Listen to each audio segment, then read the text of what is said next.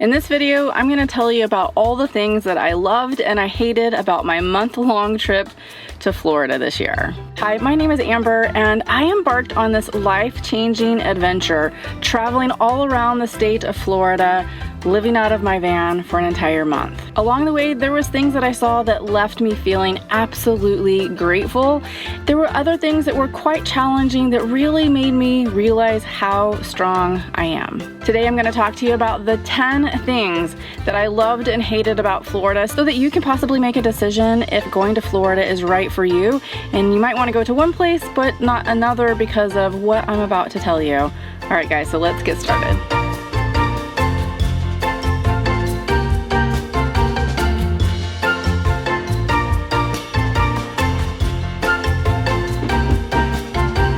So first, I just want to tell you, this state was absolutely beautiful. There is so much diversity to it.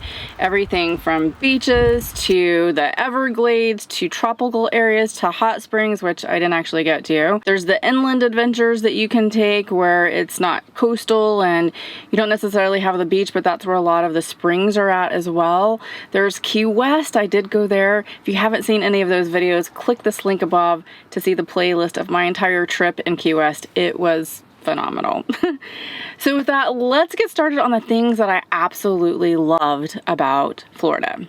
So right off the bat, when I first came into Florida, I was traveling from the West Coast. So I came in through the panhandle of Florida. My first encounter with beaches was in Pensacola Beach, and guys, it was phenomenal, amazing, beautiful. The sands were white, the water was blue. It just was relaxing and amazing. Even my dog Lily loved it. She loved running on the beaches, but it's just absolutely amazing. And I would go throw my sand-free mat out on the ground and lay there and read a book and just people watch and listen to the waves. And I did a little bit of yoga and meditation, and it was just an amazing experience. Pensacola Beach was really one of my favorite beaches in my entire trip to Florida. So if you haven't been to Pensacola Beach, definitely have to make that one of your trips. It's not as populated in my experience as other parts of Florida, and so it just is a real treasure. The second thing that I loved about Florida is the really laid-back atmosphere there. People were on this slower time in some of the areas. When you get into the bigger cities, it was a little bit more fast-paced, but I tend to stay out of those, so I was experiencing a little bit more of a slower, relaxed life in some of the areas. Key West, definitely more laid back. It's just a really cool town, and all of the Keys actually are really laid back. Pensacola Beach I found was a little bit more laid back as well. Just not so high stress and just a really cool atmosphere there. The third thing was my dog Lily being able to run around on the beaches. So as I was saying before, Pensacola Beach had an amazing dog park. There were several other dog parks along the beaches as you traveled into Florida, and I loved that they had some of these areas blocked off specifically for dogs, because there's places that I've been to all along the coastlines of the United States where they don't have that. And so this was quite amazing because, you know, dog owners, we want to take our dogs out to the beach with us. And it was a really cool area that they had right on the beach. Lily could run around in sand, which is her favorite thing to do. She's such a crack up when she runs around in circles and she gets herself all tangled up and she flips sand up in the air. Like, it's amazing to watch her. But she gets a lot of joy out of it. So definitely one of the things that I love, because you can take your dog to these beaches and let them experience the beach and the water too. The fourth thing that I really loved about it is the sunny weather. It was sunny a lot. There was maybe a couple of days where it was a little bit cloudy or rainy, but mostly it was sunny. That's what Florida is known for, but it was a really good experience, except for some of the heat, which we'll get into in a little bit, and the things that I didn't love about Florida. But yes, having the sun all the time, great, amazing weather, so you can plan your trips and know that you're probably going to have really good weather if you're going to be doing something outside. So that was one of the things that I really loved. The fifth thing, and probably, can I say it's one of my favorites? It's absolutely one of my favorites. I mean, I love all of these things, but is the blue, blue, blue waters of Florida Keys. Guys, It was an amazing experience to be down there, driving over the bridges that connect all of the keys together and seeing the blue waters. It took my breath away. I couldn't believe how blue it was. Sometimes it would be greenish blue, sometimes it would be a turquoise blue, sometimes it was like this clear blue, and it just kept changing the further and further I got along the keys. If you haven't seen that video, again, I'm gonna put the one video where I was driving across all the bridges right here so you can see it. I was a giggly little kid all throughout it. It was quite amazing. So I cannot wait to go back there and experience more of the keys. I was a little bit on a timeline, and so I didn't get to do everything that I wanted to do, but I really want to immerse myself in that area one day. And real quick, I want to talk to you about my Nomad Mentorship Boot Camp. I started living this nomadic life over 4 years ago. I'm into my 5th year now. And when I started, I had nobody to really help me figure out like what I should do to transition into this nomadic life, how to pick out an RV, overcome my fears, know where to boondock if I didn't really want to stay in campgrounds, which was the case for me, and a zillion other things. And so I've built this course because really you guys asked me so many questions about this lifestyle and how you do it. And I really wanted to condense it into one course that was affordable and something that you can learn from. And bonus, I've built this amazing community where we can talk, where we can express our concerns, our fears, any questions that we have, so that you can feel completely supported when you're trying to decide on this nomadic life. And then the third thing, another bonus, is I get on a live video call with you guys every single month so that we can talk it out verbally and on video and get all of your questions answered. So we've just really built this amazing community. And I say we because I started it, but really the students that are there are helping to promote that community. We network with each other. It's just a really amazing thing. So if the nomadic life is something that you think you might want to go into and you just want to learn more about it, or maybe you already know that you want to go into this nomadic life and you really just want someone to hold your hand and mentor you through the process and be a part of this amazing community, then click the link below and go to my website and get all of the information about what it takes to sign up for this Nomad Mentorship Bootcamp. I promise you, it's gonna change your life if this is what you want to do. You also get lifetime access with this. Whether you want to transition into a nomadic life in 5 years or you want to transition in 2 months, you can start this class at any point in time. The whole point of it is to get you an action plan so that you know exactly what you need to do in order to achieve this lifestyle. All right, so click the link below to get started. All right, so now we're gonna go into the 5 things that I hated about Florida. The biggest one that I hated was the bugs and the no-see-ums and the mosquitoes. The no-see-ums, hands down, were the absolute worst. Now here's the thing. I'm not from Florida. I haven't built up an immunity to no-see-ums, which apparently Floridians do. That hasn't happened for me. So I actually had an allergic reaction to them when I was there, which was not very pleasant. It was pretty painful and it kept me up at nights.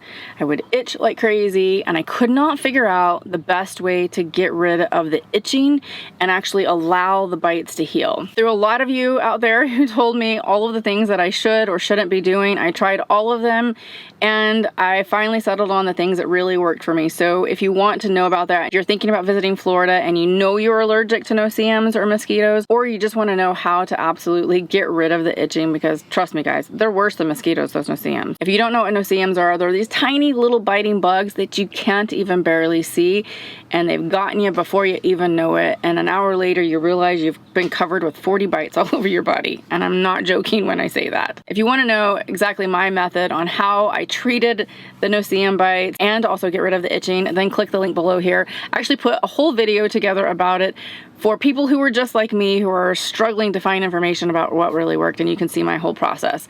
It's not just one thing, it's not just 2 things, it's like 5 or 6 things all together. So click that link. The second thing that I hated about Florida was the humidity. It was painful sometimes, guys. It was so hot and humid. The humidity actually makes it hotter. So we're talking 100% humidity at times. Now, when I came into Pensacola, it wasn't humid at that point in time. As I started traveling further south, not only did it heat up, but the humidity was getting worse. By the time I got to Key West, it was off the hook, humid and hot. They had record high temperatures when I was there. Now, like I said, that was record high temperatures. You may go to Key West and that's not going to be your experience because, again, record high temperatures. This was in March, by the way. Humidity was really bad. That makes it seem a lot harder. I could really do without the humidity, but it's just part of the state. It's just one of the consequences of being there, and hopefully the pros outweigh the cons of the humidity. I definitely will be back, but I'll probably pick a better time to go where it's a little bit cooler and I'm not so affected by the humidity. The third thing that I just alluded to was the unexpected heat. I'm from Texas, and we always say there, if you don't like the weather, wait a moment, it'll change very quickly. I feel like Florida was exactly the same.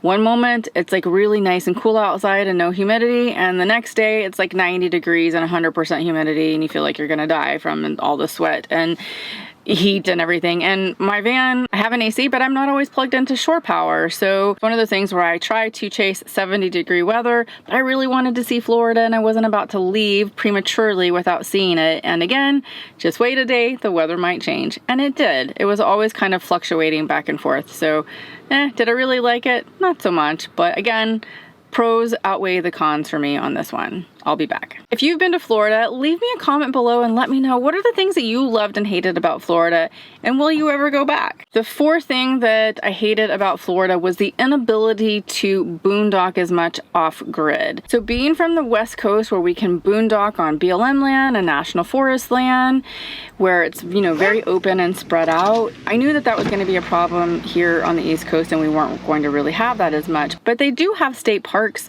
out here in Florida. But the thing is you have to make reservations really far ahead of time or hope for a cancellation. So I unfortunately didn't have any luck with that. So because of that, when I went to Key West, I actually had to pay for a private campground. Now, the campground was really nice. It was pretty packed. I've talked about this before. Most private campgrounds really try to maximize every square inch of their space because real estate comes at a premium there, and they just push everybody together in very close quarters. And so that's exactly what happened in Key West. And it was $90 a day for my campsite, which is pretty expensive. I've never paid $90 in my life for a campsite ever. So I'm usually around the $20 mark or less. The campsites there are pretty pricey, especially when you're in season rather than off season. So just know that if you go there, you are going to probably have to pay for a campground, and know that if you want to go into a state park, you're going to have to make reservations. From what I understand, a lot of people make those reservations a year in advance. I don't know what I'm doing from day to day half the time, so I couldn't make a reservation a year in advance. I literally knew a week before I was going to the East Coast that I was going to the East Coast. So yeah, I just don't plan that way, but that's just me. Other people apparently do, but that's just not my travel style. So know that you're gonna have to book way in advance. Or you can keep looking to see if they have a cancellation. The third way is to just pay for a private campground, and even those fill up quickly. I was pretty lucky to get the one that I did on such short notice. You can actually see that campground called Boyd's Campground. I'm gonna link it right up here in this video, and you can see the tour that I did of the entire area. It was actually pretty phenomenal, even though we were packed in tight. I had an amazing time there.